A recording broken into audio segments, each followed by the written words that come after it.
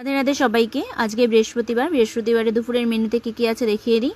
তো ওখানে আছে ভাত, এখানে করেছি পেঁয়াজ দিয়ে, ভেন্ডি দিয়ে আর আলু দিয়ে একটা চচ্চড়ি মতন, ওই ভাজা ভাজা মতনই চচ্চড়ি মতন করে নিয়েছি। আর এখানে রয়েছে পটল ভাজা, এগুলো ডাল দিয়ে ধরে খাওয়ার জন্য পটল ভাজা।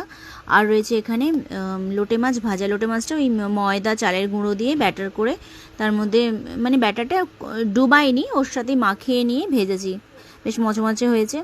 আর রয়েছে এখানে আলু ভাতে মাখা, মানে আলু মাখা যেটা পেঁয়াজ টমেটো শুকনো লঙ্কা দিয়ে আলু ভাতে মাখা। আর রয়েছে মুসুর ডাল, ঘন করে একটু করেছে মুসুর ডালটা টমেটো দিয়ে, কারণ মুসুর ডাল ছাড়া তো আর কোনো ডাল খাবে না কেউ।